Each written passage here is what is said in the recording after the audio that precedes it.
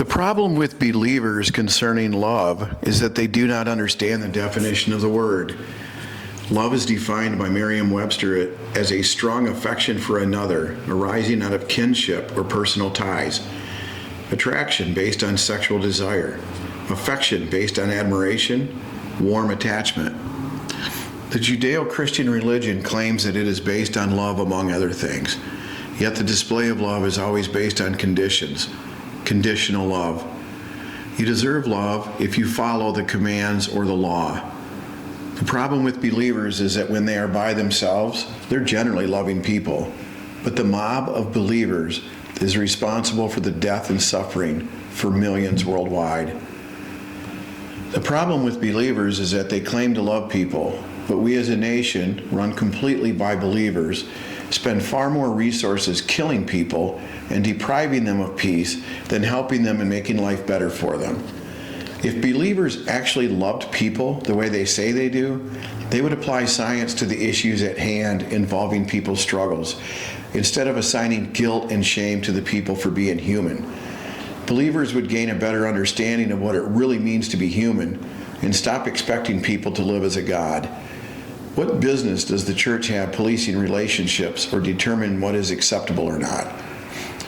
The problem with believers concerning love is that they would rather blame each person for decisions that collided with the expectations of society than listen to the why and what that went into each decision. If love was the law of the land, we would not have the military as big as it is.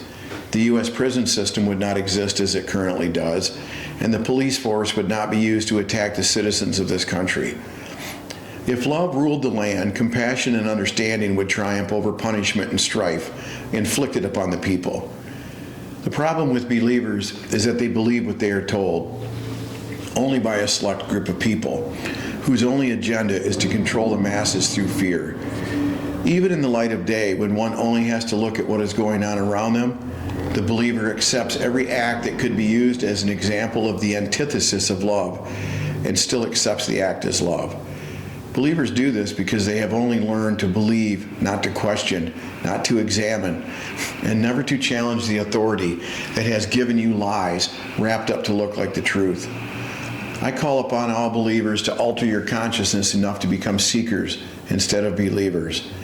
And in the seeking of the truth of love, endure the discomfort that is sure to accompany this journey on the path to the real truth. As a seeker, remove the rose-colored glasses of blind faith and apply the magnifying glass of inquiry. Apply critical thinking skills instead of accepting that the information you have been given is true and accurate. Scrutinize and put every claim of Christian love to the test on a broad scale.